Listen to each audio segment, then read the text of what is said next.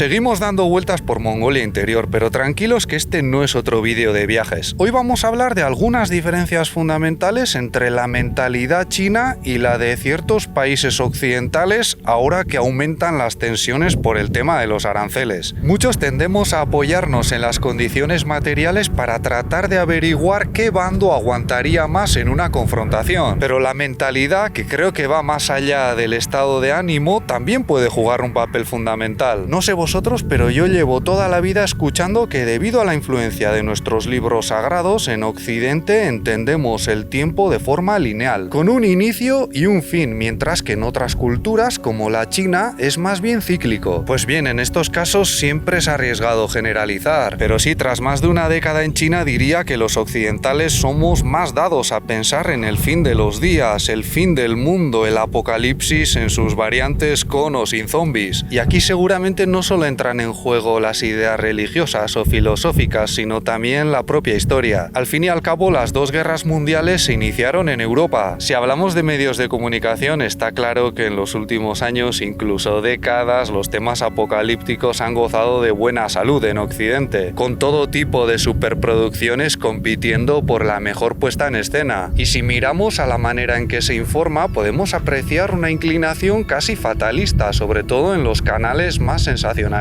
Les encanta decir que es el fin de algo, que se acaba, que se hunde, y ese algo a veces también suele ser China. De hecho, hay expertos y medios totalmente dedicados a predecir cuándo y cómo colapsará este país. Y por supuesto que todo se acabará un día, esto también lo saben los chinos. Aunque todo vaya bien durante millones de años, al final nuestro planeta dejará de ser apto para la vida tal y como la conocemos. Los seres humanos llevamos relativamente poco tiempo existiendo y no estaremos aquí para siempre. Pero eso queda muy lejos y quizás no hace falta ser tan dramáticos, ¿no? En China también se ven las series y películas hollywoodienses de rollo apocalíptico. Incluso hay producciones locales que presentan escenarios similares, pero no es algo tan recurrente y tampoco creo que se enfoque de la misma manera. Perdonad si se escucha mucho el viento. Estoy tratando de grabar cuando no sopla, pero es muy difícil. Por cierto, al ver series de tipo apocalipsis zombie, Lele, aunque no creo que sea la única, a veces dice: ¿por qué la gente se vuelve contra sí misma? Qué poca confianza en la sociedad y en los seres humanos. Yo creo que sería difícil ambientar una historia así en China porque no tendría credibilidad. La reacción más lógica sería la de unirse contra el enemigo común. Claro que habría discusiones entre las personas, pero no hasta el punto de convertirse en una amenaza todavía mayor que la de los zombies.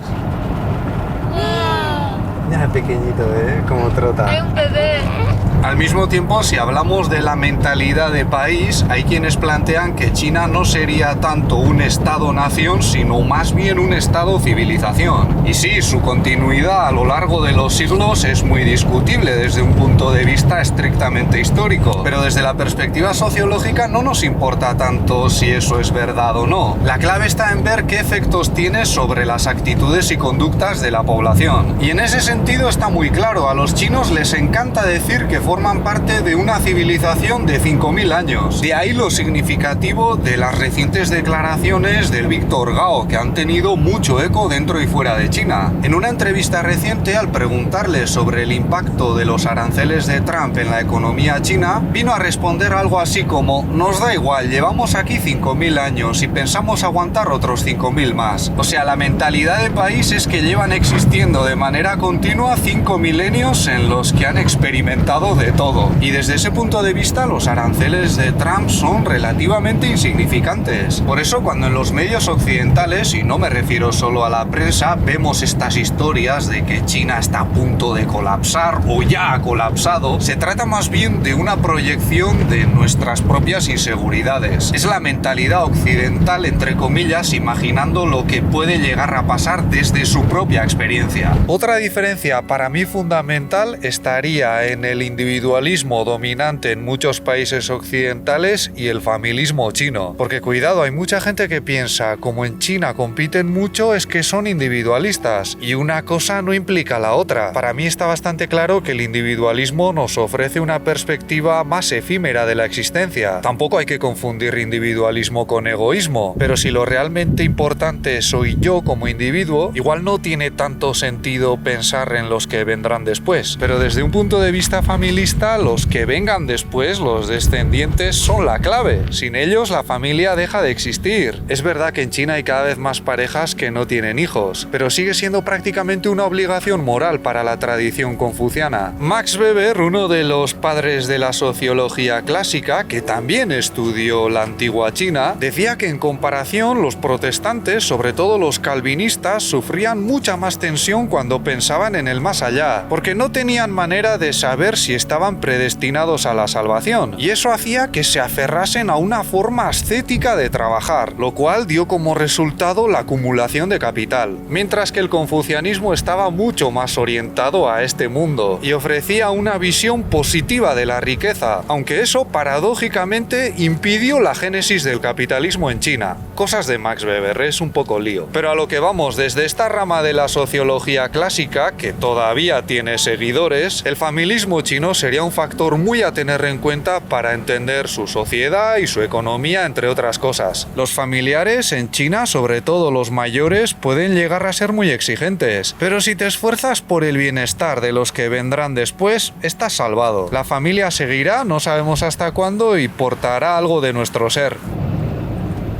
Aquí no es nada raro que tus padres tomen decisiones por ti o que tengas que tomar muy en cuenta su opinión. Y no me refiero solo a cuando eres menor de edad. Esta situación puede mantenerse hasta que te cases, hasta que tengas hijos o hasta que se hagan mayores incluso. Por eso insisto en que China no es un país individualista. Donde sí domina el individualismo, tienes más libertad para tomar tus propias decisiones. Pero eso también se puede convertir en una carga. Y hay gente que se acaba sintiendo muy sola contra el mundo. Igual que hay chinos hartos de que sus padres se entrometan. Pero creo que entre los occidentales criados o formados en un entorno individualista, es bastante habitual sentirse culpable o responsable de todo lo que nos hace sentir mal. Vivimos rodeados de mensajes del tipo: si no te va bien es porque no te has esforzado lo suficiente. No eches la culpa a la sociedad o al sistema en su conjunto. Y eso a veces nos hace fantasear con la destrucción. Debido al peso que ejerce en el mundo, no es raro que hoy en día China se vea involucrada en esas fantasías. Y esto pasa tanto con los anti-China como con los pro-China. Los primeros piensan: cuando China se hunda todo irá mejor, mientras que los segundos son más del palo: cuando China acabe con Occidente seremos felices. Y lo más probable es que ninguno de esos dos escenarios se produzca de forma tan catastrófica. La verdad, de esto estoy muy seguro, en China no vemos tantos medios hablando del fin de Occidente, de su colapso, de su hundimiento. Y hay unos cuantos vídeos de las calles de Estados Unidos que podrían servir para vender esa idea, pero simplemente es un mensaje que no cala en la mentalidad del público, igual que tampoco cala la posibilidad de que lo mismo le ocurra a China. Si comparamos los informativos de China con los de unos cuantos países occidentales, veremos que los primeros son bastante más propagandísticos, en el sentido de que dedican buena parte de su espacio a los grandes proyectos que está desarrollando el gobierno en diferentes provincias o regiones. Pero también es verdad que no recurren tanto al shock, a esas noticias que asustan a la población con historias de aire apocalíptico. Hay quienes dicen que esto se hace con el fin de aturdirnos y distraernos de nuestros problemas reales. Ya me diréis lo que opináis vosotros. A lo mejor a estas alturas del vídeo algunos os estaréis preguntando por los puntos flacos de la mentalidad china. Pues bien, hay unos cuantos problemas asociados a esa visión menos apocalíptica que también están relacionados con cuestiones planteadas por Max Weber. Al fin y al cabo, él quiso explicar por qué China, pese a ser la primera potencia económica durante mucho tiempo, hasta bien entrado el siglo XIX, no dio lugar al capitalismo ni a un modelo de modernidad tan vigoroso como el de las potencias occidentales. Y aunque su tesis ya no goza del mejor estado de salud, ha sido muy criticada, sigue siendo relevante porque sabemos que influyó a los intelectuales chinos de la primera mitad del siglo XX. Max Weber los convenció de que en la mentalidad tradicional china faltaban cosas importantes, aunque en última instancia la clave consistiese en esa falta de tensión entre el individuo y el más allá. A mí me parece que el familismo chino, con sus redes de parientes y amiguetes, a menudo favorece la corrupción. Por eso tuvieron que desarrollar los famosos exámenes imperiales de acceso al funcionariado. Y también por ello en los últimos años se ha hecho mucho esfuerzo para crear métodos seguros que permitan denunciar a los corruptos. Es muy posible que en Occidente el individualismo fortaleciese la idea de que todos somos iguales ante la justicia, mientras que en la China confuciana cada familia tenía su posición, no se entendían como iguales, y las denuncias dentro de su seno estaban muy mal vistas. Aquí hay un dilema sin fin sobre si un hijo debería denunciar a sus padres cuando han cometido un delito. Entonces, uno de los riesgos que veo yo es que el país caiga en otra espiral de corrupción, pero esta vez más autocomplaciente porque China está recuperando su peso económico en el mundo. Que la gente empiece a pensar,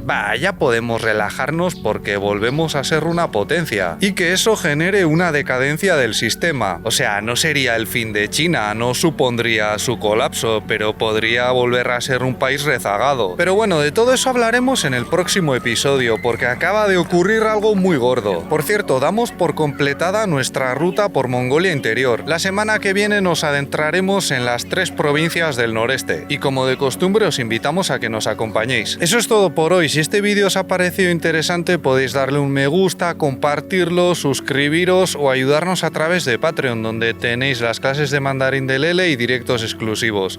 Muchas gracias y hasta pronto.